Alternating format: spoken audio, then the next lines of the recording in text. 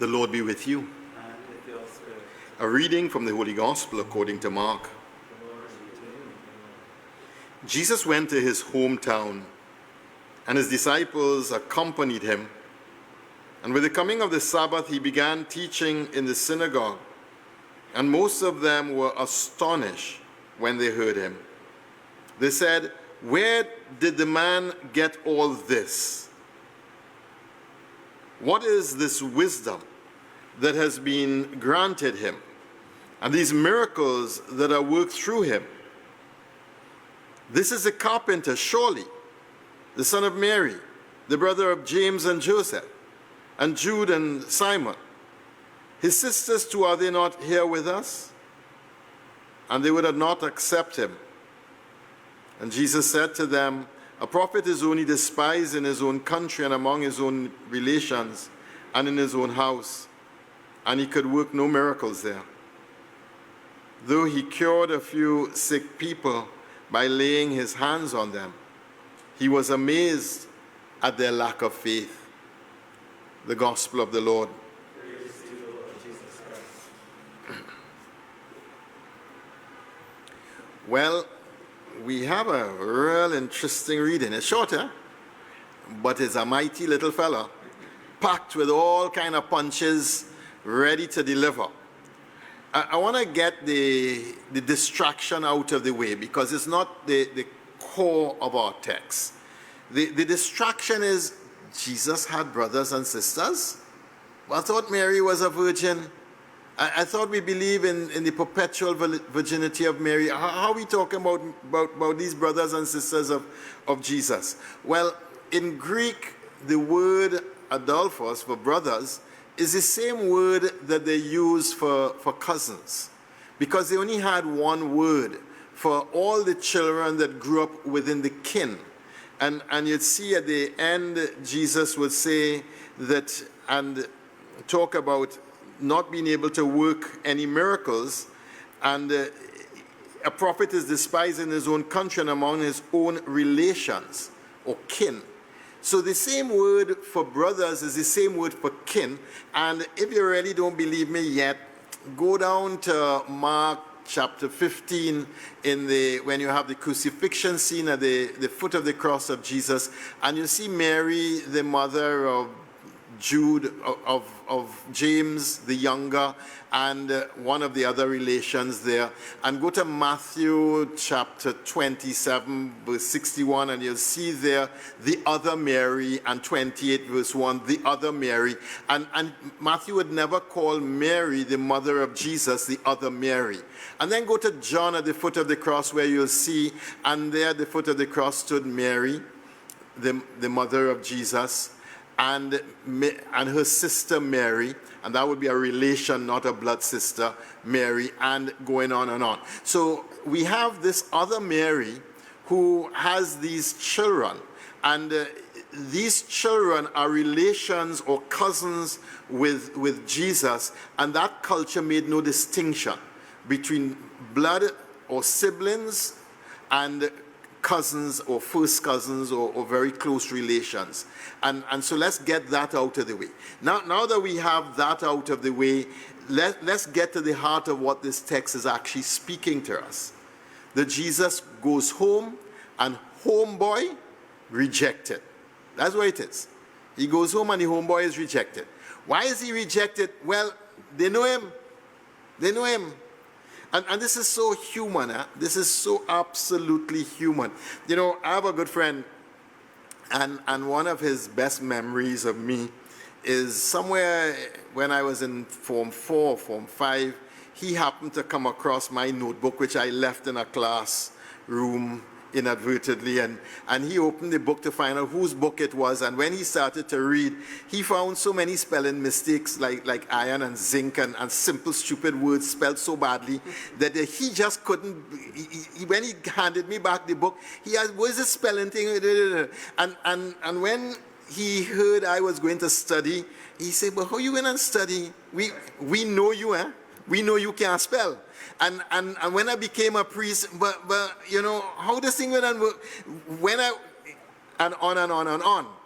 You know, when you know people too well, you limit them from doing what they can do. Have you ever seen that? And if you're married and you don't know what I'm talking about, then pause for a moment and think.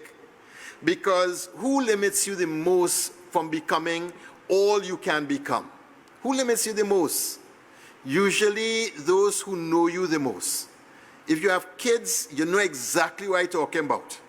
Because, at one stage in their life, they believe you could walk on water. And the next stage in their life, they can't see that you could do anything good whatsoever. And that knowing, and the actual Greek word in here is that they were scandalized by the way they knew him. They were scandalized by him. And they said, where did this man get all of this? Because they were scandalized. It caused them to stumble. It caused them to not have the faith in him. So now let's go back through this text and see what the text is actually saying. So Jesus goes to his hometown. His disciples are there accompanying him. Remember, this is Mark chapter 6. He's already exorcised a demoniac. He's done some incredible things like calming the storm. He has done all kinds of amazing feats already. And I'm sure by now, you know how village life is. By now, word reached back to the village of all the things that Jesus has already done. And so they kind of scratched in their head and say, boy, this is not the same fellow we know, No, the guy we know, he can't do this. And so they have already formed their opinions about him.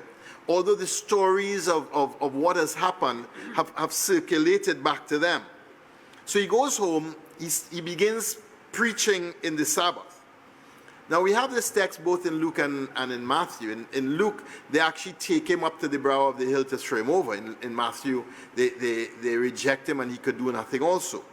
But here he goes home, he's there in the synagogue, he's preaching.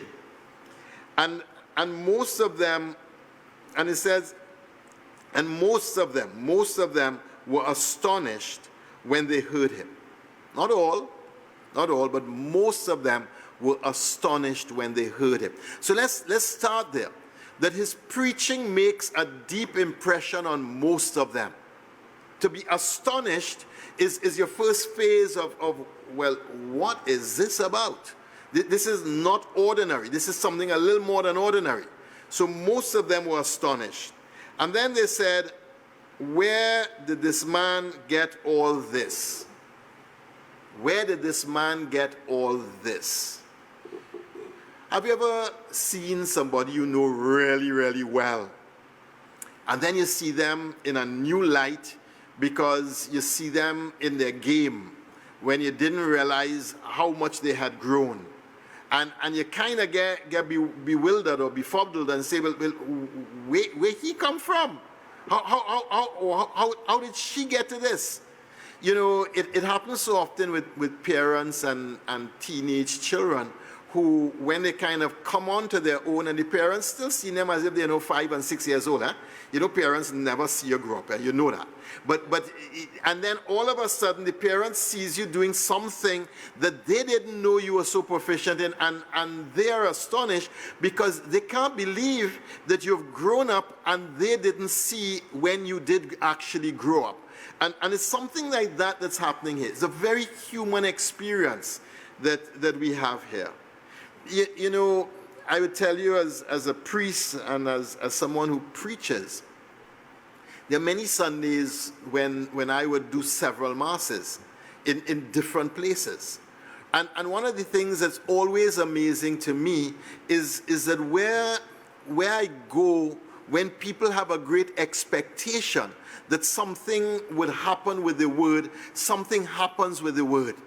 And when I go and people are kind of nonchalant and anything is anything and everything is all right, then the word does not explode from just words on a page to a living word that touches and cuts the hearts of people. And I have learned as a preacher that the faith of the congregation is so vital for the event of preaching and for the miracle of preaching, for the word to move from mere words on a page to really cut into the life and to the heart of people and bring out of people something of that word that touches deep into the soul and does something new within them. I know that most people look to the preacher alone for how the preaching goes. But the faith of the congregation, I know, is vital to the word and the way it is delivered and what God actually does through that word in the hearts of people. And so we're working with that also, because if the priest comes and you just kind of, well then that's what you get. And if the priest comes and you're sitting, waiting and expectant, well, you get something totally different. And here that's what we're working with here also. Where did he get this all? And then they go, what is this wisdom that has been granted him? And these miracles that have been worked through him. So they're recognizing the homeboy grew up. They're astonished. They have all of these words, these wisdom words that he's saying, and the miracles that he's performing. So they know enough from what they're experiencing to know that Jesus is not as they think him to be. And what should now happen is they should redraw their image of Jesus, step back, and give him space to grow into the full stature that they are seeing. That's what should happen. But you know what actually happens, eh? They start to dumb him down. So they start now putting him back into the box. Anybody ever put you in a box? Eh? Anybody ever put you in a box and tell you that's the box you fit in, and you can't do more than that, you know. That's all you could do. Because that's what's happening here. You've been put into a box, or Jesus has been put into a box. And in his box, he can't do very much. You know, I know many people who are very proficient at all kinds of things. But when they're around their relations, the relations treat them like if they're handicapped, like if they can't do nothing. And these very competent men and women become into this little box, fitted into being competent human beings who gain everything wrong because that's how you're seen, and that's how you're being circumscribed. That's how you're being fitted in. And nobody could put you into a box better than the people you live with. Eh? They know exactly how to fit that box, how to fit you inside there, and out of that you can't move. So here's what is going on again.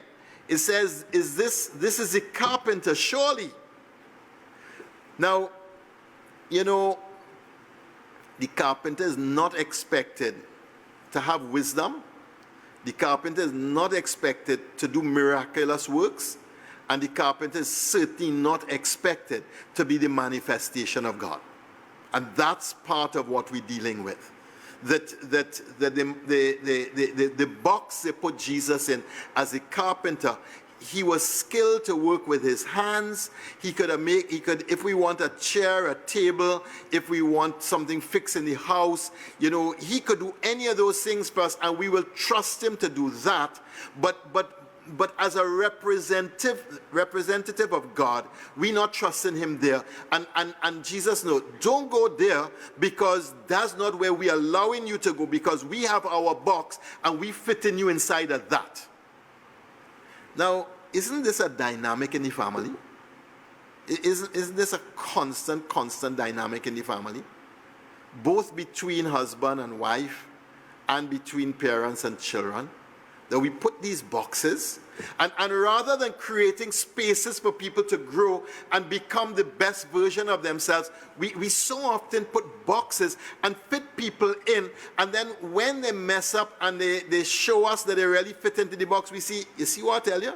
That's all they're capable of, you know.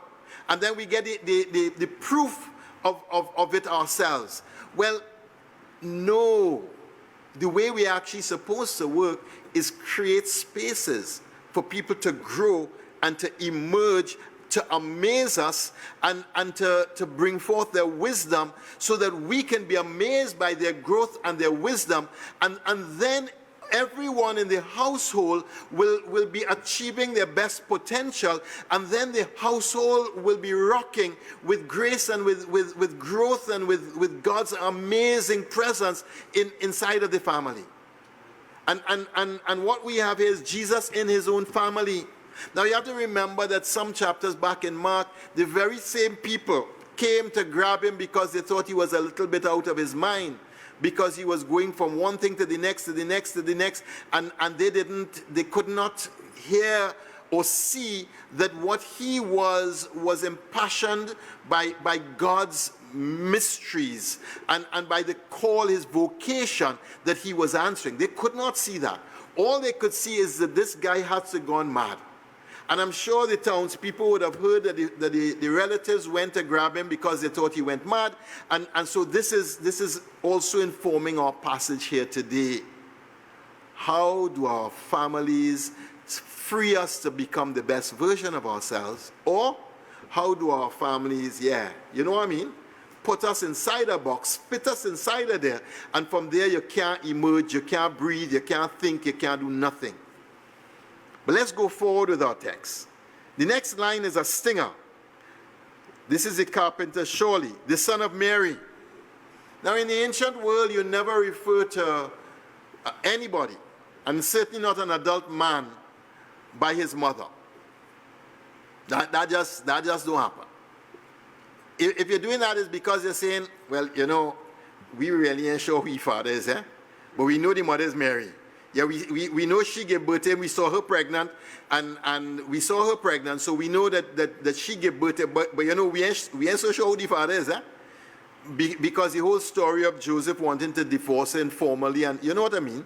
So we not only know him, but we know they have some foolishness around his birth. So he can't come to be a man of God. He can't be a man of wisdom. He can't be a man working miracles, because we don't know about him. And again, he's in this box from which he cannot emerge. And then they call the brothers and the sisters who are there. And then the scripture says, and they would not accept him. They would not accept him. And that verb there is scandalize, scandalizo, or to scandalize. It caused them to stumble in their acceptance of him. Let's turn back to our first reading from Ezekiel for a moment, where Ezekiel, the Spirit came upon him and made him stand up, and he heard the Lord speaking to him. Son of man, I'm sending you to Israelites, to the rebels who have turned against me. Till now they and their ancestors have been in revolt against me. The sons are defiant and obstinate, and I am sending you to them. Say, the Lord says this, whether you listen or not, this set of rebels shall know there's a prophet among them. Wow. What is Ezekiel speaking to? Ezekiel is speaking to those who went out. Remember, this is the time of the deportation. And the people were really rebelling against God. They were living in debauchery. The priests weren't living a holy life. They weren't doing the sacrifices. In fact, in the holy places, they were doing idolatry, and they were consorting with temple prostitutes, and they were mixing the religion of Israel with the other religions, and sexual immorality was rife through the land, and people were in a rebellion against the 10 Commandments and were not living it. Gosh, that song is a little familiar. Only I find so? That only know any country in the world where that song like that? God, I can't think about one. Lord, I wonder what country in the world have all of them features at the same time right now. Anyhow, Ezekiel went to speak to them. And in speaking to them, what happened? They rejected him. And he becomes a rejected prophet. Because the hearts of the people were turned against God. Jesus goes to his hometown to speak to them, and Jesus becomes a rejected prophet because the hearts of his people turned against him.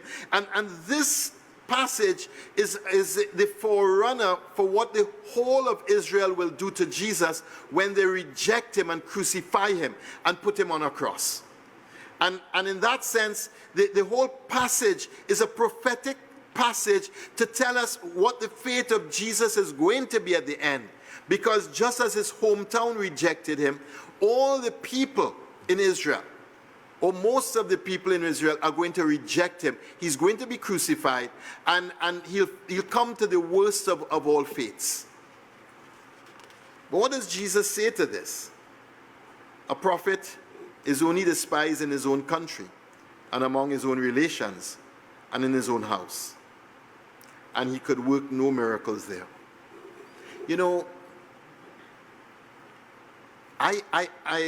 in pondering this text, I really pondered something here that has really stirred me. And I'm wondering if today we are treating Jesus like his relations treated him. I'm wondering if today we have put Jesus back in his little box. And we keep him in that little box and keep him as a nice man, a holy man, a preacher, somebody who did some miracles and stuff, but not God, but not God. You know, the same way the relations knew so much about Jesus that they rejected him, I think sometimes we know so much about Jesus because, you know, the Christian story has been told so often in so many ways by so many people. And sometimes by people whose life has not witnessed to the truth of the gospel. And so sometimes we've heard the stories of Jesus, and we really are turned off by the witness that we have seen. And so we reject him. But here's the thing. His home people heard about him, but they did not have a relationship with him, a living relationship with him as Son of God. And so many contemporaries today are hearing about Jesus, but have no relationship with him as Son of God. You know, I think we're living in a time where we have been so overwhelmed by the Christian story on so many fronts, in so many ways, that we have deadened our heart to the radical nature of the story of the gospel. And because we've closed our heart to it, Jesus no longer works big miracles amongst us. 30% of Catholics who are polled in America says they do not believe in the miracle of the Eucharist. 30% say they do not believe that anything fundamental happens to the bread and wine when the priest prays. And if 30% of the people, which is the majority of the people turning up at Mass, don't come expecting a miracle to take place every time the priest prays over the bread and wine, then the priest can do very little in stirring their faith. And if we've come to the place where when we have the challenges in our life, big and small, we don't believe that Jesus could do something fundamental in our life to shift us from who and what we're dealing with and help us to see this differently and get us through it. If most of our people who are Christian don't have that radical faith belief that Jesus is more than what we have allowed him to be culturally, then brothers and sisters, what we have is not a church, what we have is a club. You pay your dues, you turn up, you do this and that, you're in this and that ministry, but it is not a living faith in Jesus Christ, where we can believe that Jesus has the power to transform my family. Jesus has the power to transform this nation, but he can do little because we have little faith in him, and we keep putting him into this box and fitting him in and not allowing him to be who he is, Son of God. If we want to see difference in our world today, then we have to find the way to look at Jesus with brand new eyes and not put him in the box of a good prophet, of a good teacher, but understand that he is the Son of God and leave the space for him to grow so that we come to know him, not by what people have said, but by who he really is, by the way that we relate with him. And he relates with us. And when we do that, and that's what faith is. Faith is believing what you have not seen. Abraham leaves where he was and goes to live in a desert. A fertile land he leaves. Goes to live in a desert because God tells him to do so. He's ready to sacrifice his son because God tells him to do so. What are we ready to do for God? Brothers and sisters, we are putting each other in these boxes. And we're putting God in a box. And we're living in a time where if we don't allow God to be God in our life, we're in real trouble. I'm begging you today, look at your relations with the people who are closest to you. See how you are putting them in boxes. And start seeing them with new eyes. Look at your relationship with Jesus and see how we put him in a box. With God, see how we put God in a box. And let's start looking with new eyes. God cannot do miracles unless we expect more of God. And today I come and I beg you, expect more from God. Expect more from your husband. Expect more from your wife. Expect more from your children. Expect more from your parents. And give them spaces to grow into that more. And know that God working inside of you will do infinitely more than you can ever ask or imagine. Amen.